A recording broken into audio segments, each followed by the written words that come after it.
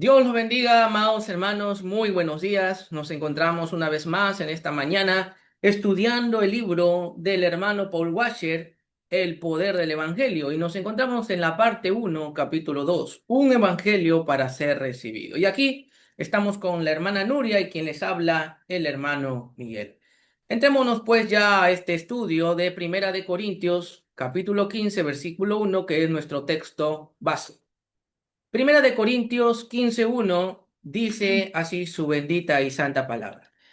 Además, os declaro, hermanos, el evangelio que os he predicado, el cual también recibisteis, en el cual también perseveráis.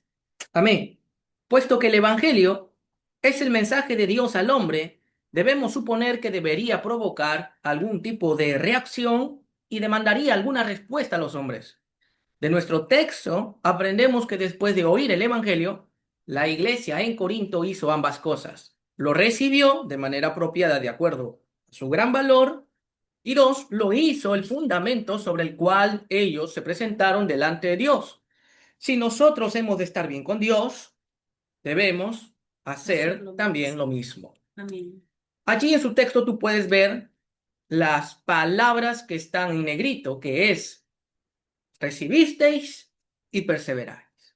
Y eso es lo que vamos a hacer, examinar estas dos palabras. ¿Qué significa haber recibido y qué significa perseveráis, perseverar en ello?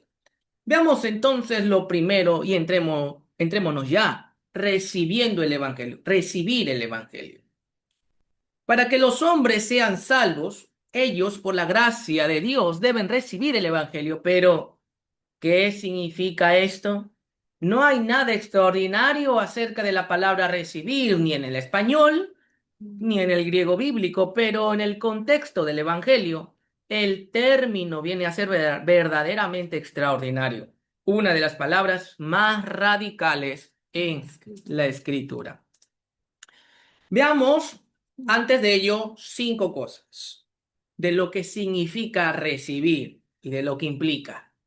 Primero, cuando dos cosas son contrarias o diametralmente opuestas la una con la otra, recibir una es rechazar No. la otra.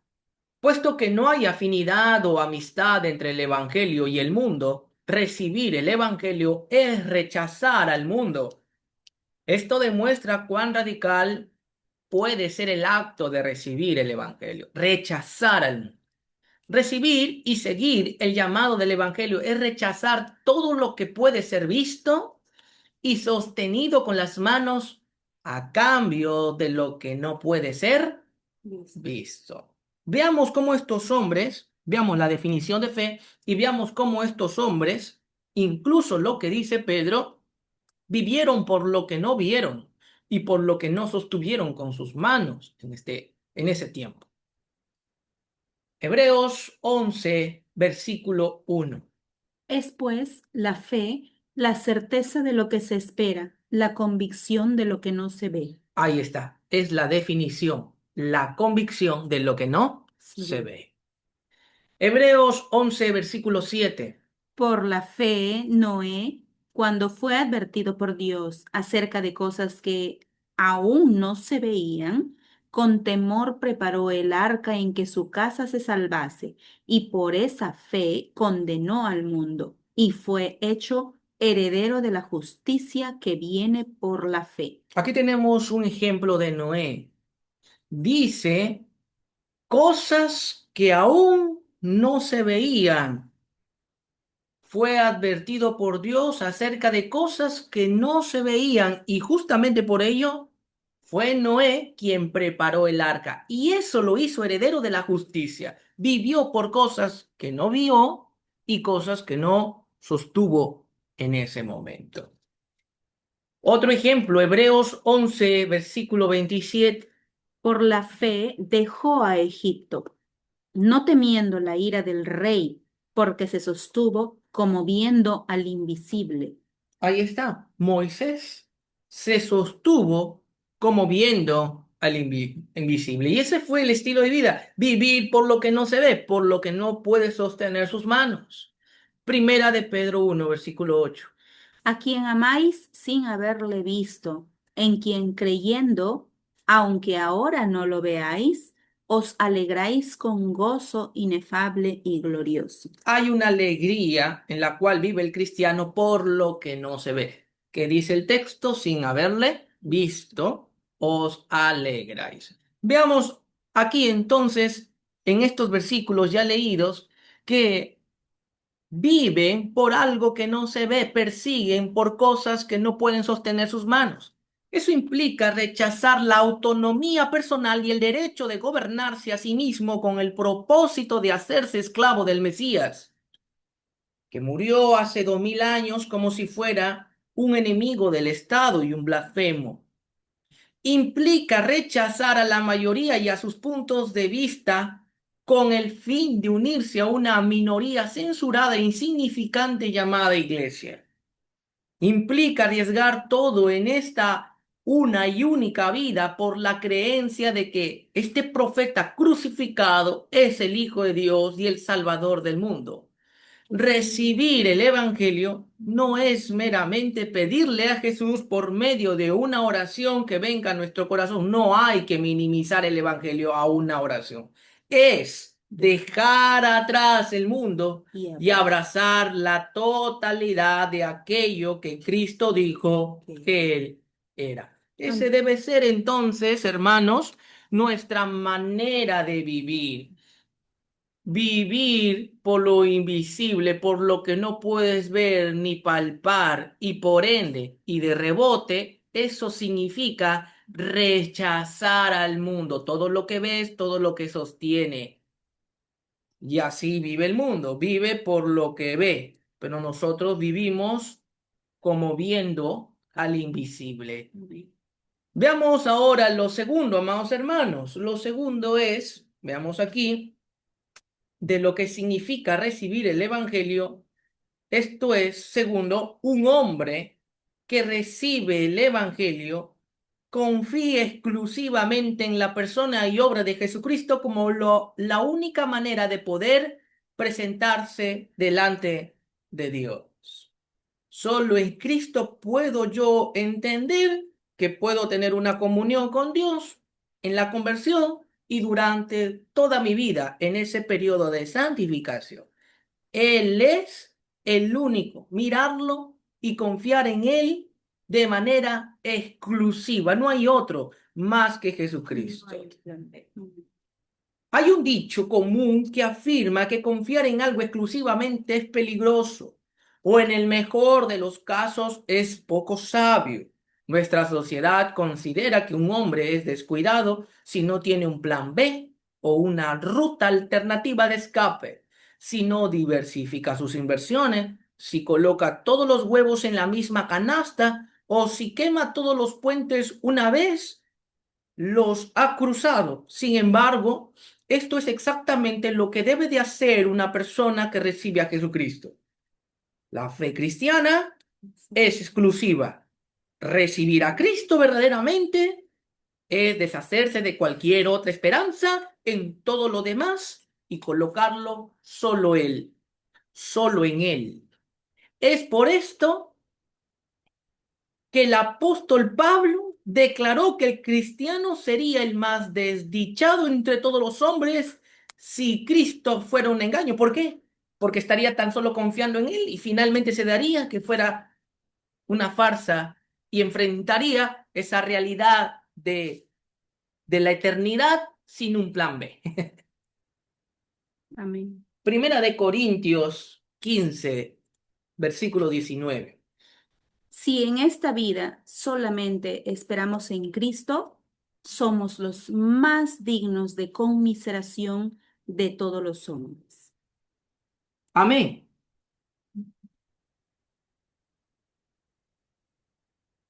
Si Él no es el Salvador, entonces,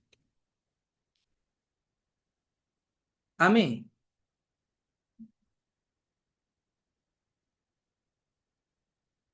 Si Él no es el Salvador, entonces el cristiano está perdido porque no tiene otro plan o seguridad. Por la fe, Él ha declarado, mi Dios, en ti confío, Si tú no eres capaz o no quieres salvarme, entonces iré al infierno. No tengo ninguna esperanza.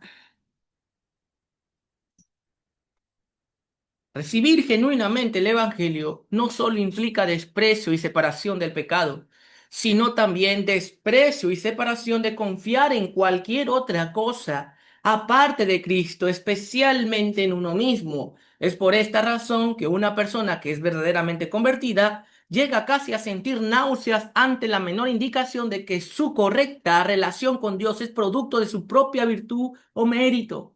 Aunque esta nueva vida en Cristo produce buenas obras, el creyente ha desechado toda esperanza en las buenas obras como un medio de salvación y ha confiado exclusivamente en la persona y perfecta obra de Cristo. Entonces, recibir a Cristo es recibirlo a Él exclusivamente para salvación y tanto para santificación.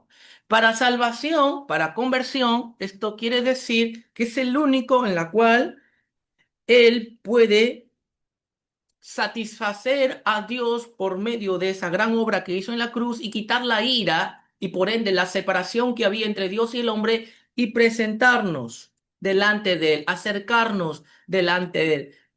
Hace posible estar delante de la presencia de Dios. Y para santificación, solamente por Él, por la obra que Cristo hizo, obra perfecta que satisfizo al Padre, hace posible, como dice Hebreos, acérquense pues confiadamente al trono de la gracia. Podemos ser perdonados, consagrados, limpiados, purificados en ese tiempo que tenemos aquí de vida hasta estar en la presencia del Señor. Por ende, Él debe ser visto exclusivamente tanto para conversión como para santificación.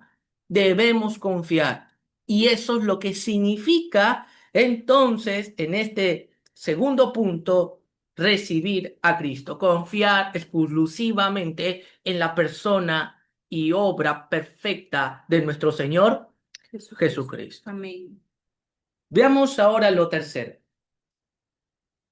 Aquí dice que recibir el Evangelio es abrir o exponer la propia vida al señorío de Jesucristo.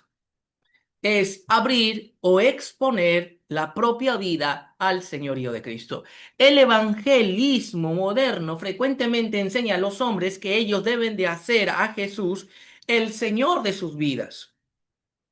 Sería mejor decirles que Jesús es el Señor de su vida, no hacerles, sino que es. Ya sea que doblen sus rodillas ante Él en amor o aprieten su puño ante Él en odio, la Escritura declara que Dios ha hecho a este Jesús crucificado Señor y Cristo, sobre todos. Veamos allí Hechos 2, versículo 36. Sepa pues ciertísimamente toda la casa de Israel que a este Jesús a quien vosotros crucificasteis, Dios le ha hecho Señor y Cristo. Amén. Dios le ha hecho Señor y Cristo. Él ha puesto a su rey sobre su monte santo y se reirá de aquellos que se rebelen contra él. Señor y Cristo significa que Él es ahora la autoridad suprema sobre todos, sobre los que creen y sobre los que no creen. Y Él dice, y vamos a mirar este texto, que se reirá de aquellos que se rebelen contra Él, porque Él es Señor. Él tiene ahora toda autoridad sobre toda su creación. Salmo 2, versículo 4 al 6. Conozcamos quién es este Dios. El que mora en los cielos se reirá. El Señor se burlará de ellos. Luego hablará a ellos en su furor y los turbará con su ira. Pero yo he puesto mi rey sobre Sión, mi santo monte. Amén. Mira, se burlará en su furor con su ira. Dios no llama al hombre a ser a Jesús como si ellos tuvieran tal poder, sino vivir en absoluta sumisión al que Él hizo Señor. Por tanto, el hombre que desea recibir los beneficios del Evangelio, primero debe decidir si desea entregar toda su autonomía o individualismo al Señor del Evangelio. Así que vemos allí claramente, no es como que si gustas, no, o como si pudieras o si fuera algo más, no. Debes entender que recibir es recibirlo como, como aquel Señor que regirá sobre todas las áreas de tu vida, hermano. Y hay que plasmar esto al momento de predicar. Sigamos bien.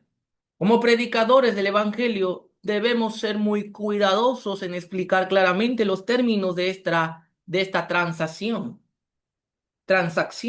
y no minimizarles o restarles importancia de manera que no sean bien comprendidos. Debemos reconocer que no hemos sido honestos si no explicamos a los que buscan que recibir a Cristo es la cosa más sensata y a la misma vez más peligrosa que jamás podrían hacer. Después de todo, como dice el Aslan de C.S. Lewis en su obra El león, la bruja y el ropero, él no es un león domesticado, refiriéndose en esa figura a Jesucristo. Él no es alguien domesticado. Él es ciertamente, y él ciertamente no es seguro. Él tiene el derecho de exigir lo que desee de aquellos que confiesan su señorío. El mismo Señor Jesús, quien llama a los cansados para que vengan a Él, puede demandarles, incluso enviarlos a que pierdan su vida por causa en este mundo caído, por su causa en este mundo caído y oscuro. Él puede, sí, mi amado hermanos, hemos leído bien, demandarles todo, incluso enviarlos a que pierdan sus vidas por su causa en este mundo caído y oscuro. Veamos pues por la escritura esta verdad, Mateo 11, versículo 28. Venid a mí todos los que estáis trabajados y cargados, y yo os haré descansar. Sigamos, Mateo 10, versículo 16. He aquí, yo os envío como a ovejas en medio de lobos.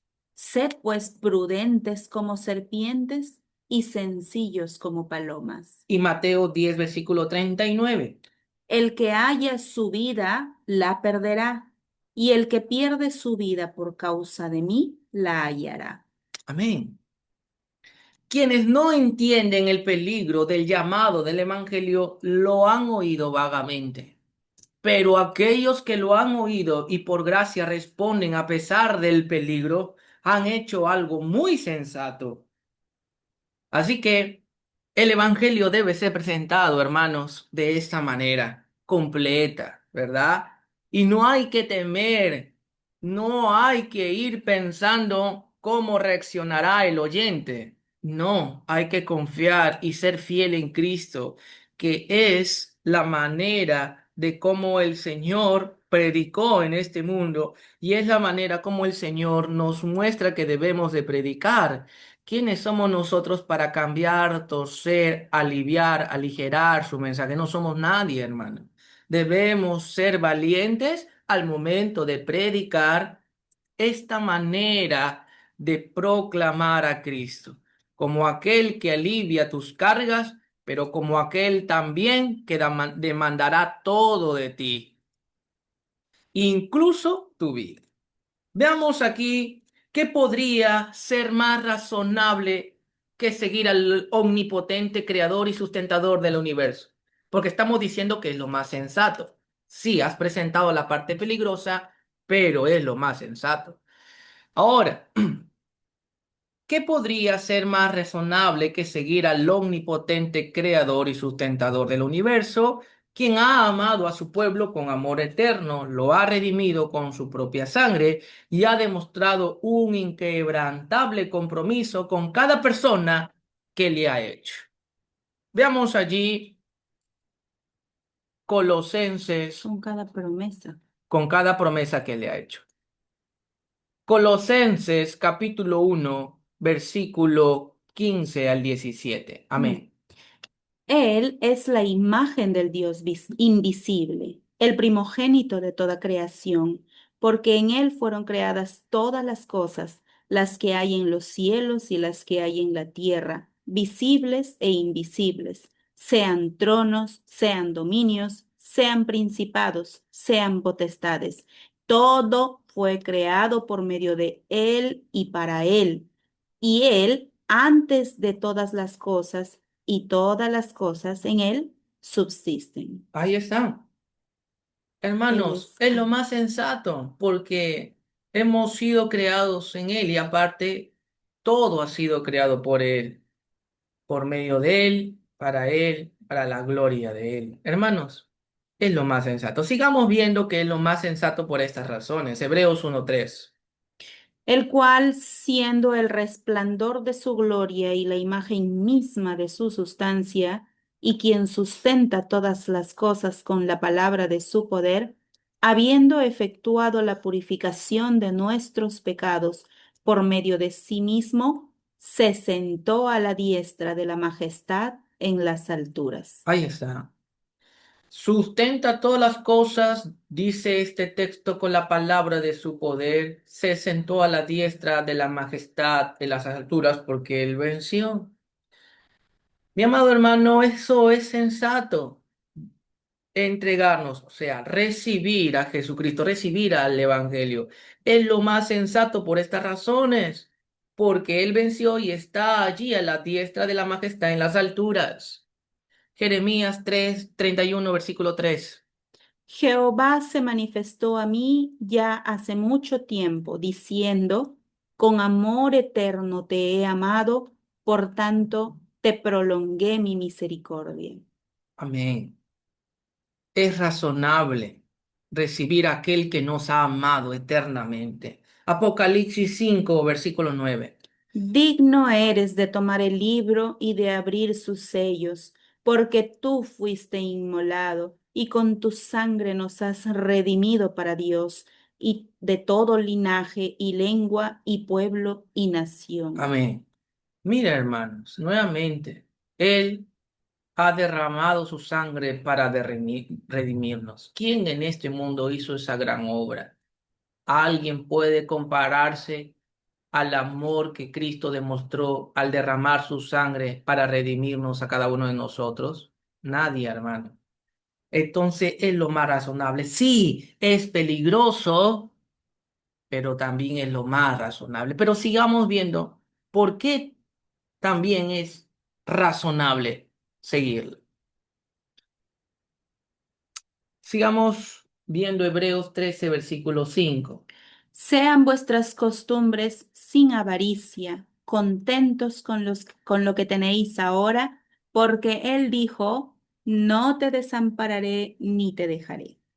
Sigamos viendo 2 Timoteo 2:13. Si fuéremos infieles, Él permanece fiel. Él no puede negarse a sí mismo, Amén. 2 Corintios 1:20. porque todas las promesas de Dios son en Él, sí, y en Él, amén, por medio de nosotros para la gloria de Dios.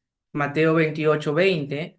Enseñándoles que guarden todas las cosas que os he mandado, y he aquí, yo estoy con vosotros todos los días hasta el fin del mundo. Amén. Amén. Aquí estamos viendo entonces todos estos versículos que nos hablan que por su amor, porque murió y porque venció, por toda esta razón es lo más razonable. Ahora, si no hubiera nada de esto en Dios, fuera razonable porque ¿quién podría resistirle? ¿Quién podría vencerle? ¿Quién podría superar y revertir su autoridad, lo establecido por Dios? Nadie. Eso es otra razón por qué nosotros recibimos al Evangelio. Romanos 9, versículo 19. Pero me dirás, ¿por qué? Pues sin culpa, porque ¿quién ha resistido su voluntad? Segunda de Crónicas 20, versículo 6. Jehová Dios de nuestros padres, ¿no eres tú Dios en los cielos y tienes dominio sobre todos los reinos de las naciones? ¿No está en tu mano tal fuerza y poder que no hay quien te resista? Job 9, versículo 12. He aquí arrebatará. ¿Quién le hará restituir? ¿Quién le dirá, ¿qué haces? Daniel 4:35. Todos los habitantes de la tierra son considerados como nada, y él hace según su voluntad en el ejército del cielo y en los habitantes de la tierra, y no hay quien detenga su mano y le diga, ¿qué haces? En todos estos versículos está claro la idea. Él es poderoso. Él tiene todo poder y gobierna todo. ¿Quién puede resistir a su autoridad? Nadie. Y Amén. aun si no hubiera esa clase de amor, esto es suficiente para someternos a ese señorío. Pero gloria a Dios, bendito sea Dios, que a pesar de esa gran autoridad que Él posee, Él es amor y ha sido bueno con su pueblo. Hermano, hay tantos reyes, hermana Nuria, hermanos que nos escuchan, que han ejercido una autoridad, pero una autoridad perversa. Una autoridad que ha venido acompañado de mucho derramamiento de sangre, de muchas injusticias. Pero aquí vemos a un Dios que a pesar de que Él puede demandar nuestras vidas y es peligroso, porque peligroso en el sentido humano, es también por el otro lado sensato, por su gran amor y por su gran autoridad. Por todas estas razones y por muchas más, cuando llegamos a Romanos 12, versículo 1, el apóstol Pablo dice lo siguiente, Romanos 12, versículo 1. Así que, hermanos, os ruego por las misericordias de Dios que presentéis vuestros cuerpos en sacrificio vivo, santo, agradable a Dios, que es vuestro culto racional. Amén. Miren cómo lo llama, vuestro culto racional. Entonces hay que presentarnos en su totalidad, o sea, todo nuestro ser, nuestros cuerpos, en un sacrificio vivo, santo, agradable al Señor. Claro, aquí nos está mostrando que, que para acercarnos al Señor debemos hacerlo conscientemente, entendiendo de quién es Dios y lo que el Señor ha hecho y por tanto qué es lo que demanda este Dios. Y cuando lo hacemos conscientes, dice que lo hagamos conscientemente entregándonos en toda nuestra totalidad, todo nuestro ser, sometiéndolo a ese señorío. Amén. Entonces, ¿qué hemos visto en este tercer punto de lo que significa recibir el Evangelio? Es exponer la propia vida al señorío de Cristo. Ujú. Amén. Veamos allí cuarto punto. Recibir el Evangelio es recibir una cosmovisión de la realidad totalmente diferente en la que Cristo es el epicentro de todas las cosas. Es el centro de todas las cosas. Amén. Es por esta razón que los teólogos se refieren a la salvación y a la vida cristiana como cristocéntrica. Él llega a ser el centro de nuestro universo, la fuente, el propósito, la meta y la motivación de todo lo que somos y hacemos. Cuando un hombre recibe el Evangelio, su vida total comienza a ser vivida en un contexto distinto. Y ese contexto es Cristo. Aunque las señales externas en el momento de la verdadera conversión puedan no ser dramáticas, los efectos graduales serán monumentales. Como una pequeña roca tirada en el centro de un lago, el efecto de las ondas del Evangelio eventualmente alcanzarán toda la circunferencia de la vida del creyente y llegarán a todas sus orillas. El verdadero convertido no recibe el Evangelio como algo más que se añade a su vida anterior, sino a cambio de esta. Recibir el Evangelio es perder la vida. Esto queda claro en las enseñanzas de Jesús cuando declara en Mateo 16, versículo 25. Porque todo el que quiera salvar su vida la perderá, y todo el que pierda su vida por causa de mí la hallará. Amén. Está claro. Y todo el que pierda su vida por causa de mí la hallará. Ya no vivo yo, Cristo vive en mí. O como dijo Juan el Bautista, ¿no? Es necesario que yo mengüe y él crezca. Yo no soy digno de desatar el calzado de sus pies. De esta manera hay que concebirlo. Es una nueva realidad porque está regido bajo el contexto no del yo en el cual vivíamos antes en nuestros delitos y pecados. Está regida bajo el contexto de Cristo. Cristo ahora rige lo que es agradable ahora para nosotros. Amén. Amén. Por último, recibir el Evangelio es tomar a Cristo como la misma fuente y sustento de la vida. Una vez más, por último, quinto, recibir el Evangelio es tomar a Cristo como la misma fuente y sustento de la vida. Él no puede ser recibido como parte de la vida o como un complemento a todas las cosas que ya se tenían antes de conocerlo. Él no es un pequeño accesorio que adorna nuestra vida y la hace mejor. Al recibir el Evangelio, Él llega a ser nuestra vida. Veamos Colosenses 3, versículo 4.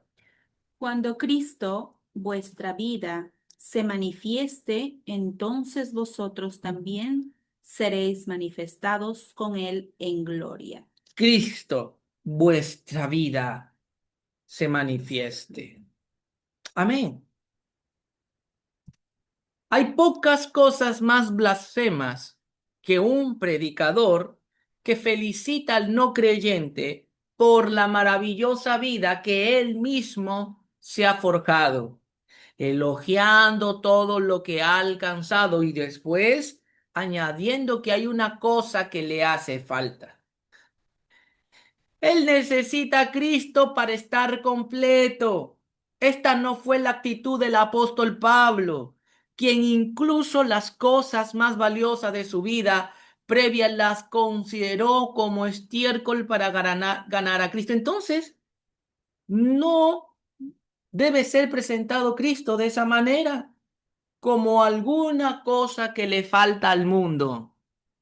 No es alguna cosa, no es algún accesorio, no es algo más.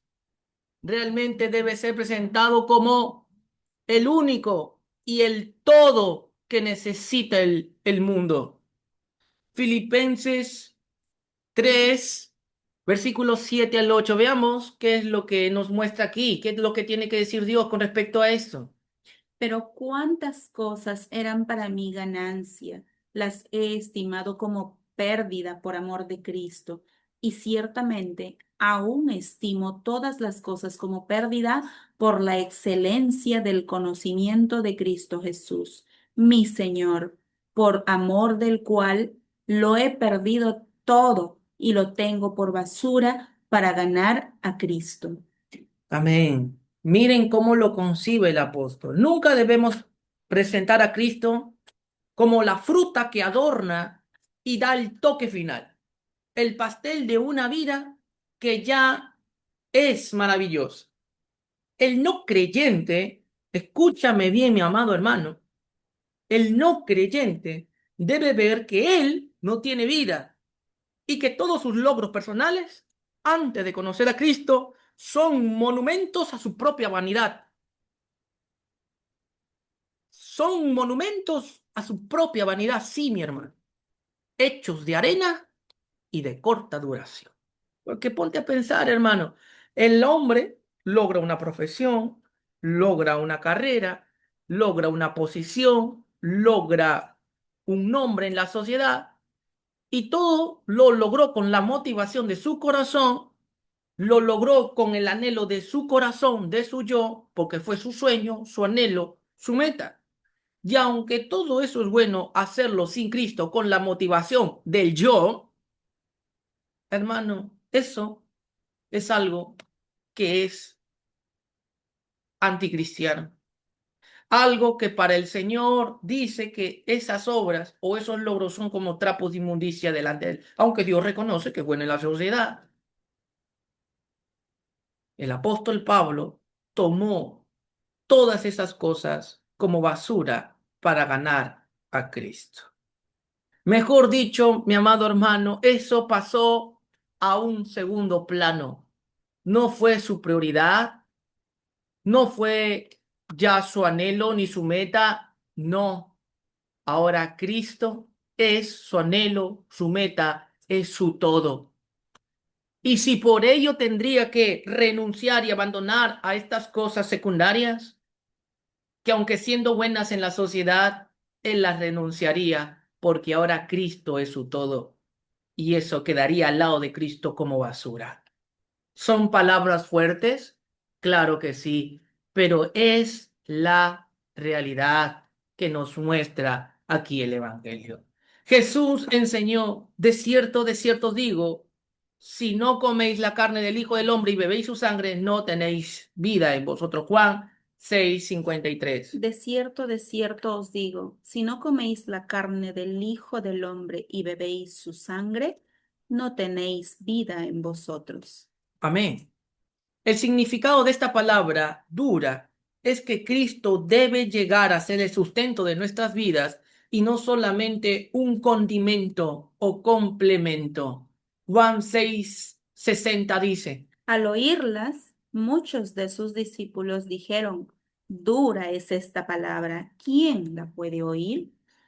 para el creyente Jesús es el maná que desciende del cielo, la roca de la que brota agua viviente en medio del desierto, y la vid en la que el creyente permanece, de la que recibe vida y le hace fructífero. Veámoslo primero aquí. Él es el maná que desciende del cielo. Y tenemos tres versículos acá. Juan 6:31 al 35, Juan 6:41 al 51 y Primera de Corintios 10, versículo 4. Leamos los tres seguidos que nos y perdón, dos versículos, solamente Juan 6:31 al 35 y Juan 6:41 al 51. Él es el maná. Leamos, hermana Nori. Amén. Juan 6 del 31 al 35. Nuestros padres comieron el maná en el desierto, como está escrito, pan del cielo les dio a comer.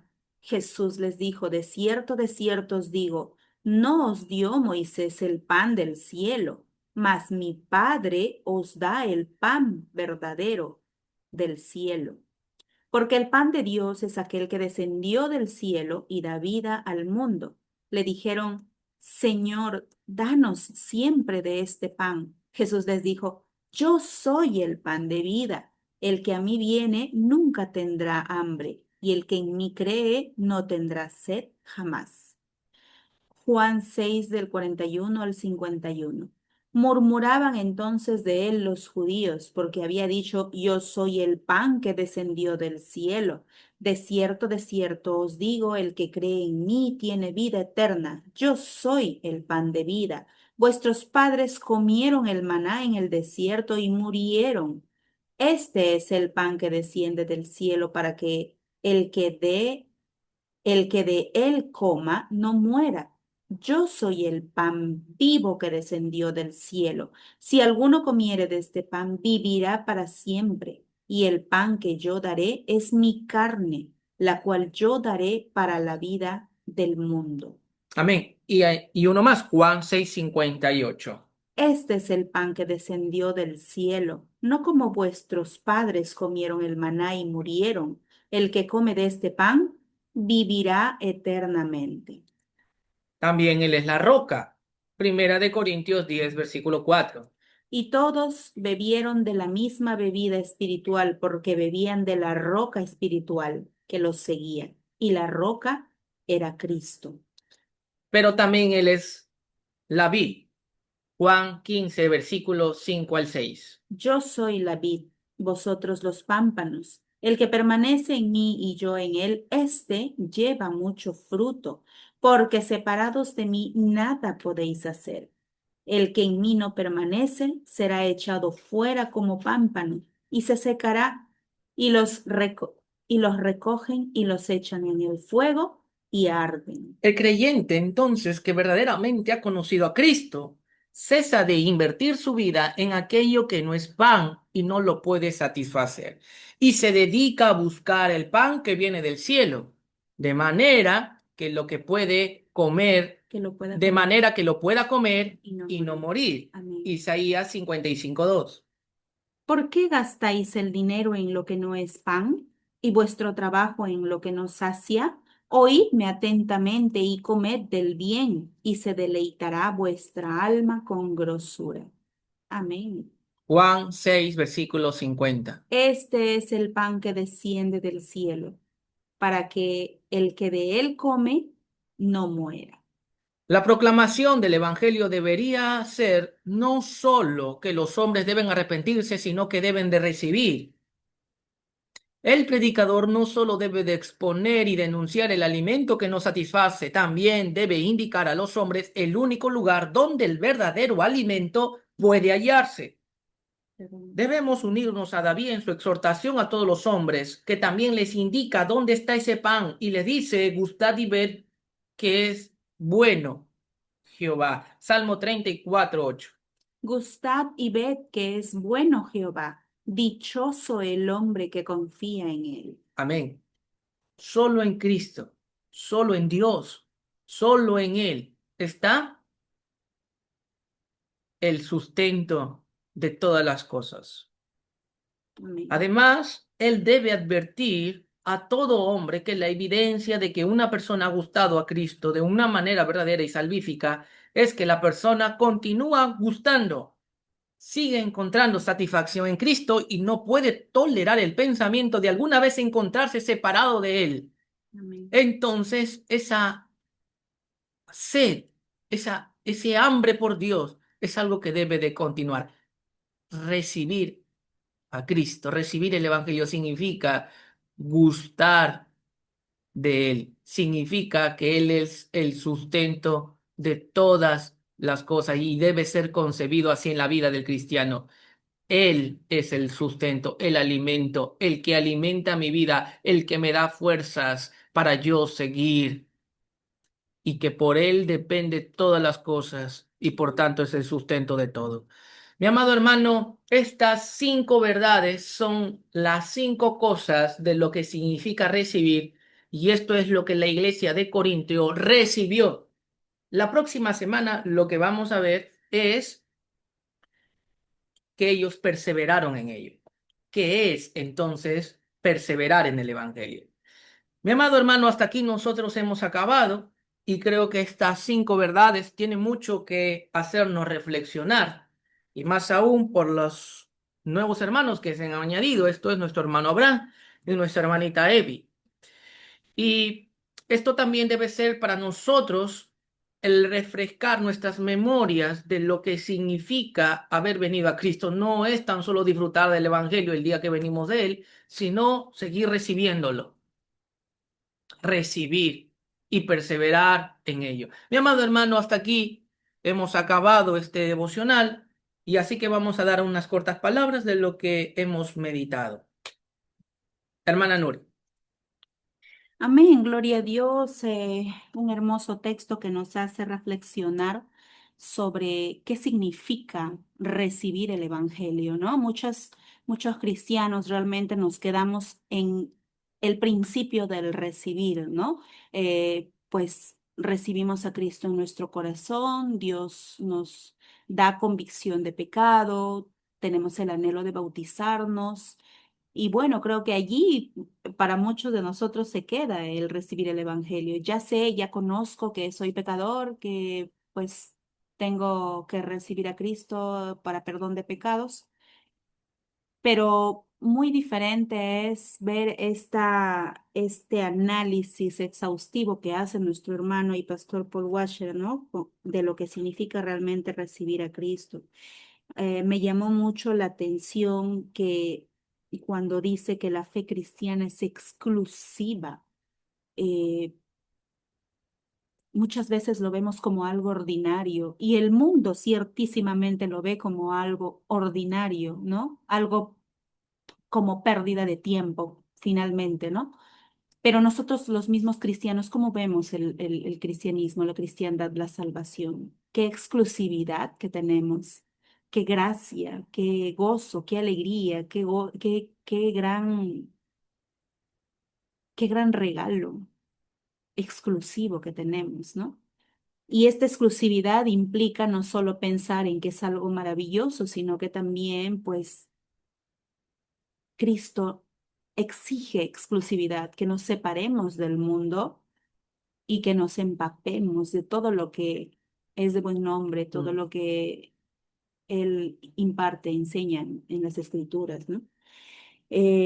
Pues ya lo dice Juan 14, 10, 14, 6, ¿no? Jesucristo es el camino, la verdad y la vida. Es una frase totalmente exclusiva, ¿no?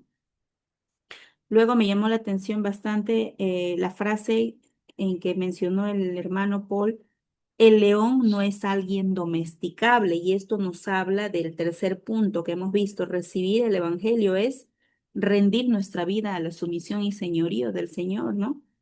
El león de Judá, Jesucristo, no es alguien que debamos domesticar, y en eso estamos cayendo muchos cristianos realmente. Estamos adaptando a Jesucristo a nuestras ideas, a nuestras costumbres, estamos adaptándolo al mundo. Es más, la misma iglesia está adaptando a Jesucristo al mundo, ¿no? Entonces, este león de Judá no es alguien que debamos domesticar, no es alguien domesticable, ¿no?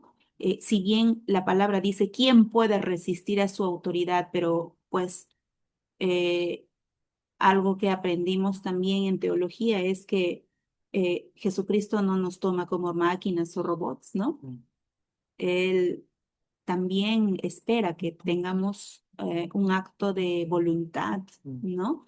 Y por lo tanto no debemos resistir a su autoridad en ese sentido, ¿no? Dejar que Él realmente sea el Señor y Dios mm, de nuestras vidas, no verlo como alguien domesticado, domesticable, ¿no? Am, Otro punto muy, muy interesante que puedo analizar es que pues el llamado al evangelio es un llamado realmente peligroso, es mm, un llamado para valientes, ¿no? mm, Eh, pero no hay que tener miedo. El hecho mm, de decirlo peligroso no significa que pues uno vaya a tener temor, ¿no? mm, De predicarlo y de recibirlo, mm, más aún, ¿no? Porque ya Jesucristo nos está dando una serie de versículos bíblicos, una serie de palabras y promesas, ¿no? De que Él va a ser nuestro sustento, Él va a ser nuestra ayuda, Él va a ser nuestro socorro y aún nos ayuda en la fidelidad, siendo nosotros infieles, ¿no? mm, No hay que tenerle miedo a esa palabra y pues por tanto debemos ser valientes, mm. porque es lo más sensato recibir el Evangelio. Amén. Recibir el Evangelio es perder la vida. Mm, Y esto es lo que muchos temen, ¿no? mm. No, a mí me gusta todavía hacer mis cositas, no, yo no me meto al evangelio porque es cosa seria, ¿no? Realmente me hace recordar al día de mi Ah, bautismo, eso te va a decir. me hace recordar al día de mi bautismo. Cuando yo me bauticé, lloré muchísimo. En ese momento no lo sabía, pero ahora ya con tantos años bautizada desde el 2015, digo, ¿no? Me pongo a pensar y digo, ¿por qué es que lloraba, no? Era mi carne que lloraba porque no quería dejar el mundo. Mm, Lloraba porque no quería dejar mi pecado. Lloraba porque no quería ser discípula de Cristo, porque sabía que era un camino difícil y me iba a implicar dejar cosas a la que yo aún me sentía aferrada, ¿no? guardar los tacos, los vestidos. Bueno, también, ¿por qué decir que no? Sí, sí. Entonces, eh, era eso, no quería perder mi vida mundana. Por esto es que lloré mucho en el día de mi bautismo, ¿no? Pero tomé el valor, pues Dios me ayudó en esa valía, en esa valentía y pues seguí adelante, ¿no? Y gracias a Dios porque ha sido un proceso en que Dios ha ido eliminando cada cosa que no es, mm, no sirve para mi vida, ¿no? Entonces, es para valientes, es perder la vida, realmente es perder la vida, pero obviamente no la vida de gozo y de paz que se tiene en Cristo, o sea, es perder la vida física mundana, pero ganar una que te va a dar una paz infinita, que no se puede entender, como dice su palabra, y dormir con una conciencia tranquila, ¿no? Cristo, pues finalmente es la fuente, es la vida, es el sustento. ¿Cuántos vemos a Dios así? Nos apoyamos en nuestras propias fuerzas, nos apoyamos en nuestra profesión, en nuestra carrera, en nuestro trabajo, en el día a día, ¿no? Pero ¿cuánto tomamos a Jesucristo como realmente el sustento de mi vida? Maravillosa lectura, me hace reflexionar en que tengo que recibir de manera correcta el Evangelio que un día recibí para salvación y esto es para la santificación de mi vida. Qué hermoso, hermoso texto, hermosos pasajes. Gracias a Dios por ello. Amén. Qué bonito es poder aprender estas verdades que a decir con mucha verdad, con mucha sinceridad. Estas cosas son confrontantes porque nos hace recordar que nosotros hemos recibido y por ende tenemos que vivir rechazando al mundo, confiando que si hay algo agradable que hacemos delante del Señor, no es por nosotros, es porque como hemos aprendido, Jesucristo es la persona que hizo posible en acercarnos y ser agradables delante de Él. Y tres, también lo que aprendimos, entender que si ya lo hemos recibido, es vivir bajo esa verdad, que es que Él es el Señor de nuestras vidas. Y como Señor, Él tiene derecho de demandar todo de nosotros, los grandes sacrificios, incluso el dar nuestra vida. Por un lado, eso, como habías dicho, hermana Nuria, es algo peligroso, pero no hay que temer. Hay que ser Hay valientes. que ser valientes. Pero es dichoso también, porque si es que el Señor demandara nuestras vidas, sería un honor morir por la causa de Él. Hay que animar a los hermanos, ¿no? Que recién se han convertido y aquellos que todavía están en duda y aquellos que no tienen pues ninguna intención, que al principio viene así como una serie de incertidumbre, pues, ¿no? Y ahora, ¿qué pasará? Sobre todo los hermanos que acaban de recibir a Cristo, que acaban de ser bautizados, ¿no? Ahora, ¿qué hay? ¿Qué pasa? No hay que tener el temor. Sí, bueno, dice nuestro hermano Paul que pues seguir a Jesucristo es perder la vida, es peligroso, es un camino para valientes, es la brecha angosta, es la puerta estrecha. Es cierto, sí, pero en todo ese camino de santificación, en todo el camino que viene de aquí para adelante como nuevas criaturas, Dios nos va a ayudar. El Espíritu Santo de Dios nos va a sustentar.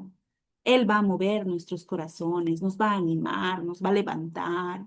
No hay que tenerle miedo finalmente, ¿no? Hay que confiar. Hay que meterse a la piscina sabiendo, yo hija, me meto a la piscina sabiendo que mi madre o mi padre que están al costado mío me van a salvar. ¿No? Entonces, hay que lanzarse sin temor, porque tenemos un Padre que es más poderoso que nuestros padres terrenales. ¿Quién mejor que Él que nos puede cuidar, guiar, sustentar, ayudar, socorrer en todo momento, ¿no? Él nos va a ayudar y poco a poco nuestra vida va a ir cambiando. Es un proceso, hay que entender que es un proceso. Nadie va a cambiar de la noche a la mañana. Es un proceso, pero hay que ponerle punche, como se dice coloquialmente, ¿no? Eso, hermano. Amén. Así que Así ánimo, que ánimo. ánimo a todos nuestros hermanos que escucharán estos devocionales que estamos reflexionando y meditando en esta serie el Evangelio.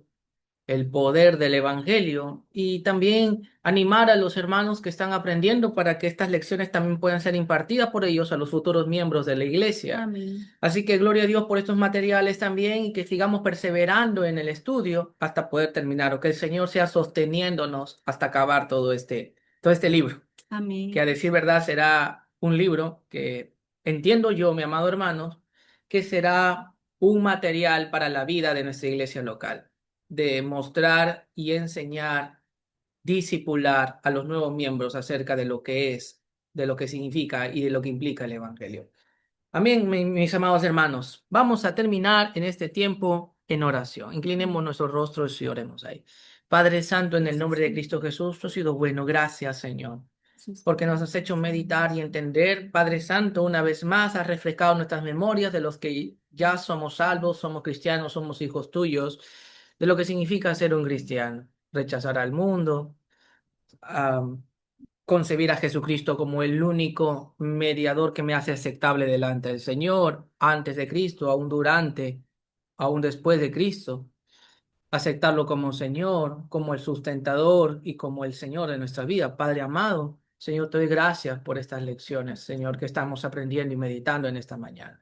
Bendito sea, Señor, tu Hijo Jesucristo. Bendito sea el glorioso mensaje del Evangelio. Gracias, Señor. En el nombre de Jesucristo, así oramos. Amén. Amén. Amén. Gloria a Dios. Qué bonito, está bonito. Me ha gustado.